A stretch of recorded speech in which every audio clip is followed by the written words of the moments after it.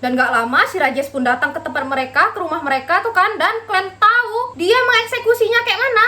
Diambilnya tongkat besi, dihantamnya berkali-kali sampai meninggal. Tongkat besi, friend. Katanya enak aja dimukulin itu sampai mati. Lakinya tadi dipukuli sama si Rajes. Hancur lah itu ya. Halo friend, assalamualaikum warahmatullahi wabarakatuh. Ketemu lagi kita ya. Yang baru join aku mau ngucapin selamat datang di channel YouTube aku Mega Vilo. Dan yang udah ngeklik video ini aku mau ngucapin terima kasih banyak. Dan semoga kalian suka video kali ini. BTW kemarin aku ada ngevote friend di Instagram aku. Jadi videonya itu mau aku tayangin seminggu sekali atau seminggu 2 kali. Dan hasil vote menyatakan 80% itu 2 minggu sekali. Jadi mulai sekarang video aku tuh tayang 2 minggu sekali ya friend. Di hari Senin sama hari Kamis malam. Jadi Senin malamnya, Kamis juga malamnya. Jadi buat kalian-kalian yang lagi puasa-puasa sunnah, nah bisa tuh lagi berbuka tuh lihat video aku aja ya. Jadi cerita kita kali ini berasal dari negara India, tepatnya di Hyderabad, yang mana kota ini tuh terkenal dengan kemewahan masjidnya, friend. Yang sering disebut dengan Masjid 4 Menara. Tapi kita nggak bahas masjidnya, kita mau bahas tentang salah satu penduduknya yang ada di sana, gitu ya. Yang mana ada sepasang suami istri, dan sang suami ini ditemukan terbakar, friend, di bagian wajahnya sampai ke leher dan dadanya. Gegara tersiram air keras. Kok bisa? Kecelakaan atau kesengajaan? Tanpa berlama-lama, skoy, masuk kita ceritanya. Check it out. Jadi, ada sebuah keluarga yang terdiri dari suami istri dan 2 anaknya. Sang suami bernama Sudhakar Reddy yang berusia 32 tahun, friend. Dan istrinya bernama Swati yang berusia 27 tahun. Sudhakar Reddy ini bekerja di bidang perusahaan teknologi industri, friend. Dan Swati istrinya bekerja sebagai perawat yang mempunyai sertifikat di salah satu rumah sakit di Hyderabad itu. Jadi, suatu hari adalah nih ya kan, Sudhakar ini tuh lagi kerja dan mengalami kecelakaan di tempat kerjanya, kecelakaan kecil gitu, yang mengharuskan dia ini harus terapi. Nah, pergilah dia ini kan sama istrinya untuk menemui seorang ahli fisioterapi. Nama ahli fisioterapi ini adalah Rajes Ajakolu. Yang kebetulan Swati sama si Rajes ini bekerja di rumah sakit yang sama. Dah berobat lah ini mereka ya kan. Nah, gegara mereka berobat ini, hubungan Rajes sama Swati ini tuh semakin dekat, friend. Udahlah mereka satu kerjaan, malah ketemu lagi pas ngobatin si suaminya kan. Dan semakin lama hubungan mereka ini tuh semakin serius, friend. Dan mereka berhubungan ini tuh secara diam-diam, friend, tanpa diketahui Sudhakar. Dan karena mereka juga bekerja di rumah sakit yang sama, ya makin sering lah mereka ketemu ya kan, makin intens dan makin leluasa. Dan hubungan mereka pun semakin hari semakin erat. Dan hari demi hari Sudhakar ini tuh dinyatakan sembuh, friend. Tapi di hari-hari berikutnya rumah tangga Swati dan Sudhakar ini tuh mulai nggak baik. Makin sering mereka bertengkar, friend. Dah tuh misal mereka tuh lagi berantem hebat gitu kan, nanti Swati ini tuh malah menghubungi si Rajes dan pasti mereka ketemuan dan mereka tuh saling curhat-curhatan gitu loh. Jadi Swati ini menganggap kalau Rajes ini adalah tempat dia lari gitu. Kalau dia merasa dia lagi butuh ketenangan ya dia menemui si Rajes ini gitu, friend. Udah nggak bener kan? Ya pokoknya hubungan mereka tuh makin kacau lah, friend. Jadi semakin Swati ini sering berantem sama si suaminya, semakin dekat juga Swati ini sama si Rajes gitu. Jadi kayak kebalikannya gitu ya. Dan hubungan mereka pun berlanjut hingga 2 tahun lamanya. Dan mereka ini pun mulai menghalu, friend, untuk mereka hidup bersama, membina rumah tangga gitu. Tapi masih terkendala dengan statusnya Swati yang sudah bersuami. Dan dari sinilah kejanggalan-kejanggalan mulai terjadi di antara mereka. Pada sewaktu-waktu, tiba-tiba orang tuanya Sudhakar ini tuh mendapat telepon, friend, dari Swati, menantunya mereka. Sambil nangis-nangis nih si Swati ya kan, sambil nelpon orang tuanya si Sudhakar ya kan, yang mengabarkan kalau Sudhakar ini tuh mengalami luka bakar dari bagian wajah, leher hingga dadanya, friend. Menderita luka bakar tingkat 2 karena tersiram air keras. Aduh, hancur lah itu mukanya ya. Muka, leher, dada. Terus mertuanya ini kan dengan paniknya juga nanya lah ya kan ke Swati, loh kok bisa gitu loh, kok bisa anakku itu kena luka bakar yang kesiram air itu kenapa gitu kan. Terus Swati jawab gini, iya ada 4 orang yang masuk ke rumahku terus disiramnya muka suamiku kayak gitu. Dia ngaku ke menantunya ini, kok menantunya ke mertuanya ini. Dan pada saat itu juga Sudhakar ini tuh langsung dibawa Swati nih ke rumah sakit ya kan untuk mendapatkan pertolongan pertama. Dan gak lama datanglah nih kan keluarganya Sudhakar ini, mama bapaknya sama adik kakaknya gitu kan datang ke rumah sakit untuk ngelihat Sudhakar ini kan keadaannya kayak mana ya kan. Dan kalian tahu pas begitu nyampe rumah sakit betapa kagetnya orang itu karena muka Sudhakar sudah tidak bisa dikenali.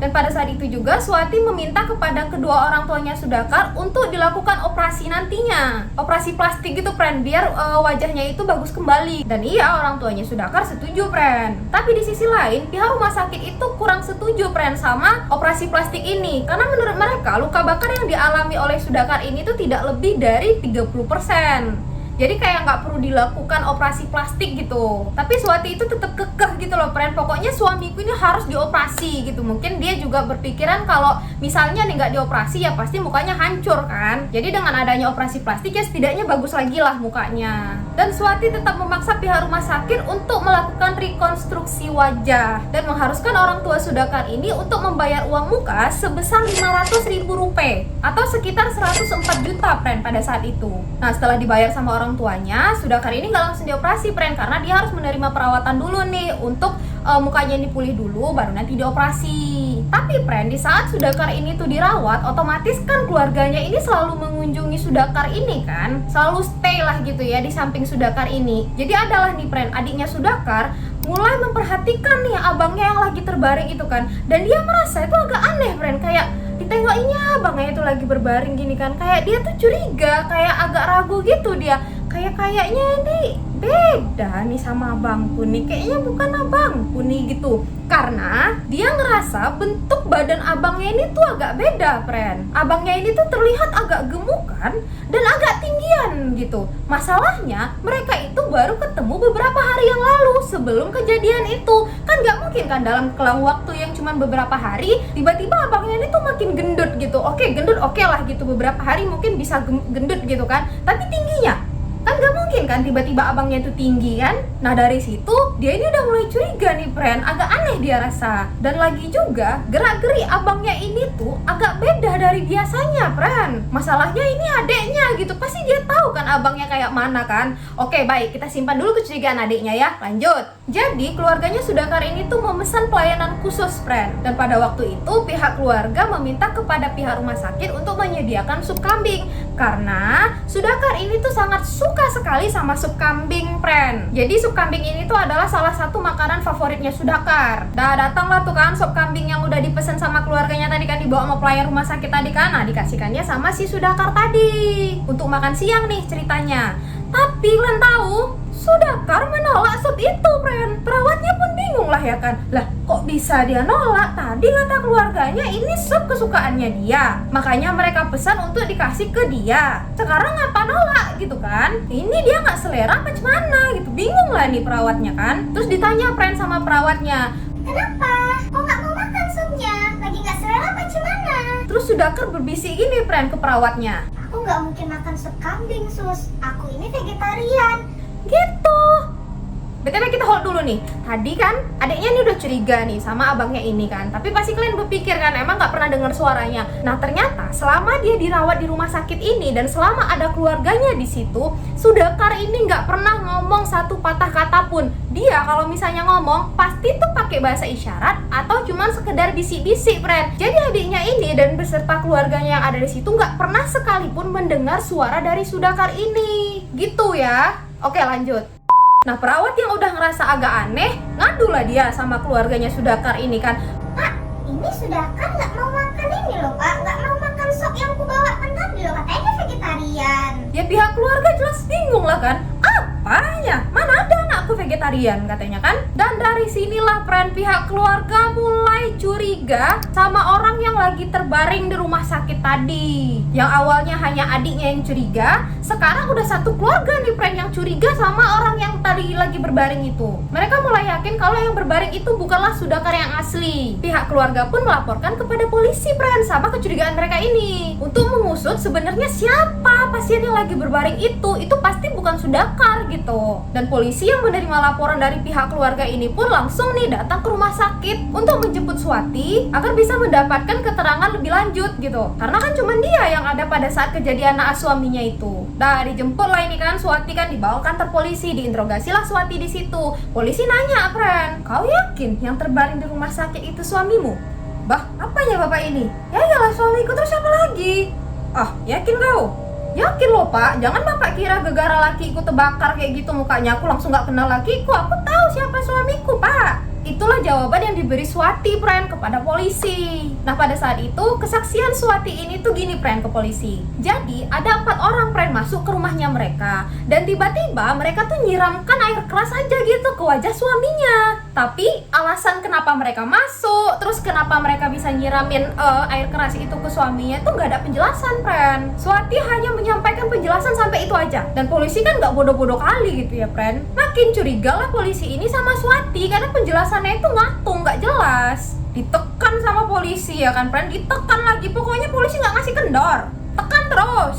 Sampai akhirnya Swati mempunyai kesaksian baru, friend. Katanya gini, penyerangnya adalah Rajesh Ajakolu. Nah, masih ingat kalian kan siapa Rajesh Ajakolu? Jangan kalian lupa itu, nggak boleh. Dan dia juga bersaksi kalau selama ini Rajesh itu menyimpan fotonya si Swati ini dan selalu memerasnya, friend, serta menodainya, dan mengklaim kalau gegara si Rajesh inilah keselamatan suaminya dan anak-anaknya terancam, friend. Tapi ya polisi tetap nggak percaya, friend, sama kesaksiannya Swati ini, karena polisi belum menemukan jawaban kenapa tiba-tiba Sudakar ini tuh menjadi vegetarian gitu, dan kenapa tiba-tiba badannya Sudakar ini tuh sangat berbeda dari yang keluarganya kenal. Nah, pada saat Swati ini lagi diinterogasi sama polisi di kantor polisi, polisi lain mendatangi rumah sakit juga, friend, untuk menginterogasi Sudakar ini. Polisi mulai nanya-nanya nih kan sama Sudakar kan, coba sebutin nama mama bapak kau.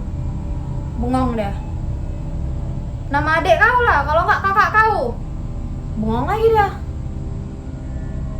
Polisi mikir nih kan, bah, agak lain nih ku tengok gitu. Ya udah, sebutin nama lengkap kau aja lah. Diam juga dia, friend, nggak jawab apa-apa. Polisi pun langsung mikir ya kan, dah nggak betul anak ini. Dah tuh kan, gara-gara bengong aja kerjaannya, dilakukan tes sidik jari, friend. Dan hasilnya benar saja berbeda dengan Sudakar. Dan kalian tahu dia siapa? Dia adalah Rajesh Ajakolu, selingkuhannya Swati.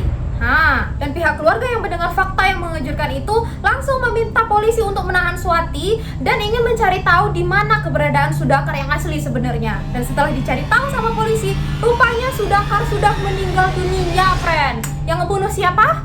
Swati sama Rajesh. Jadi ceritanya gini, friend, karena Swati sama Rajesh ini udah kebelet kali pengen hidup bareng, tapi terhalang oleh suaminya Swati alias Sudakar ini, akhirnya mereka memutuskan untuk menyingkirkan Sudakar. Jadi pada malam itu Sudakar ini tuh baru pulang berbelanja, friend. Dia belanja untuk hadiah anaknya karena salah satu anak mereka ada yang ulang tahun. Nah, Sudakar ini kecapean kan, istirahatlah dia dan tertidur. Nah, Swati kan profesinya ini kan sebagai perawat, friend, yang bersertifikat pula kan. Rupanya dia sudah menyiapkan obat anestesi. Yang belum tahu, anestesi itu obat bius, friend, yang sengaja dibawa sama dia dari tempat kerjanya. Dilihat ya itu lakinya sedang lelap tertidur, diambilnya suntikannya ke si Sudakar tadi. Nah, di saat suaminya ini udah terkena obat bius tadi, dipanggilnya si Rajesh, friend. Untuk apa kalian tahu? Untuk mengeksekusi si Sudakar ini.